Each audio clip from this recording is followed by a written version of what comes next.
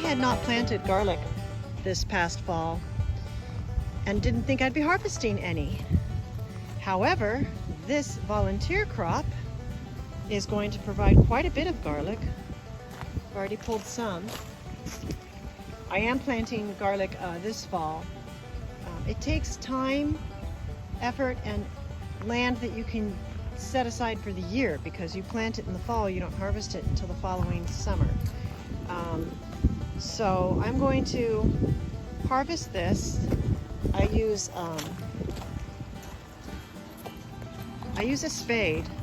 It's better to have a broad one because you don't want to you don't want to cut the cloves. And I go around, I give it a wide berth to scoop it from underneath, and that way you don't damage. It's much like with potatoes, you don't want to damage it, as you're pulling it up. And what we're going to do with this garlic is let it sit, maybe hang it in the garage for a week or so it can sort of season itself, and then it's ready to clip off. And I braid these up so that they can hang, and then you clip this part off when you're ready to store it. You get a little basket you can put in your pantry and store it for the year. And you've got garlic for the year, and I think this will be plenty for me. But I'll show you when I plant my garlic this autumn what it looks like to plant and such. So Kyle's going to tell us something that I didn't know.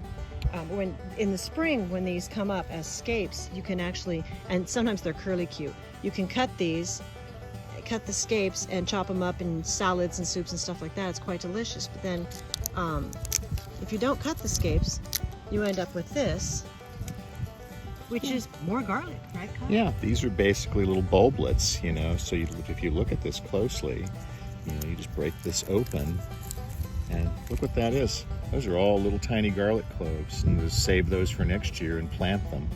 So, that's what all the top of this is. I don't know what variety of garlic this is, but instead of seeds, it has these little bulblets that you can plant in the ground and have more garlic and more garlic and more garlic, because we all know you could never have too much garlic. Yeah.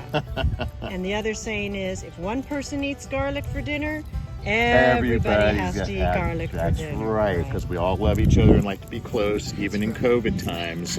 And so we want to make sure that we've all had garlic. And it's good for you. Keeps the vampires away. And it keeps the vampires away. And what I will do, I don't think I'll plant these little guys because I don't want small garlic, which is what I'm getting here. I want the great big bulbs. So I'm probably going to get some from another farmer that are like a big size. Not that these aren't perfectly wonderful, but they're harder to peel and use. If you're growing from that, you get this. Whereas if you get a larger bulb to start with and pull those cloves off and plant those cloves, you get a bigger head of garlic ultimately that makes peeling it easier. So I'm just saying. I'm just saying.